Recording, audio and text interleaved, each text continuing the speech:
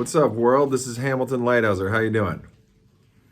All right, so when I write songs these days, I'm usually in a very small room in my house, and I have a setup a lot like this. This is my quarantine room, so this is my temporary setup, but I kind of recaptured my vibe, I think, a little bit.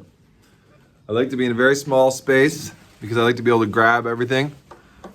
I got my congas here. I got my floor tom. I got a mic. I got my Bob Ross painting that my sister gave me. Electric guitar, my amp. And this is my big setup for recording, which I like to have everything right there. Use a lot of this UAD stuff. I like to run a lot of things through my little tape deck right there. Merritt's. It's a beast. Got a lot of headphones everywhere. I actually own a lot more guitars, but I didn't bring that many with me on this trip because I didn't have that much room in the car, actually. I like to use these ribbon mics that I have here by AEA. But mostly, I write my stuff on my acoustic guitar. And there you go. If I can't sing it and play it, just me sitting on my acoustic guitar, then I sort of have found that maybe it's not worth pursuing. And usually there's some kind of little interruption, especially when you work at home. Sometimes there's little people running around coming to ask you for questions. Interrupt. What's happening, Coke? What do you need? It's just one. What? One little thing.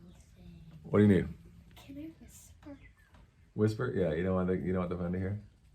What? Okay, what? It's okay. I'll point it over there. What?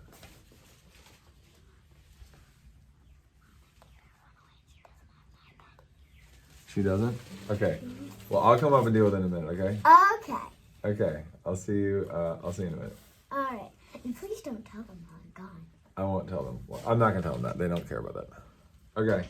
See you later. Yeah. Bye. Bye. So that's kind of what it's like working at home.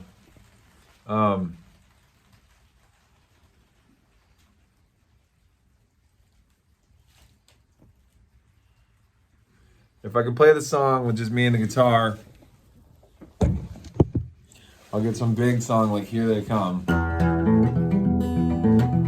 The lights are coming on, all that stuff. And then I get to the I was a fool, I was blind, and I'll record it like that. And then these days I have to record everything to a click track so I can play over it. Then I'll sit down and I'll play the drums on it. I'll play the bass on it. I'll try to do everything as fast as I possibly can. A song like that, I did all of the instruments in probably 2 hours. And then I mixed it myself for probably 2 weeks. And I had my daughters come up and sing on it, and my wife. And then I got a big band playing on it. But I mean, the trick is to try to make it sound live, like it all happened at the same time. That's the hard part. Anybody can just program something in, but it's like it takes a lot of doing to get it to really sound spontaneous. And also you gotta like sometimes accept your like screw ups and keep them, and because sometimes they're just working better than the ones you get perfect. And that's really easier said than done, because like when you screw something up and it's kind of cool, you really want to get it right because it was your idea, and it can be a real fight with yourself to keep the one that's imperfect but exciting. So for me, I don't know, maybe in my heart I'm like some perfectionist or something, but I'm always battling that. So it's always better if it's a little ragtag in the end. It's got a little more charm to it. Anyhow, that's all I got. This is the Struggle Hut, my home studio.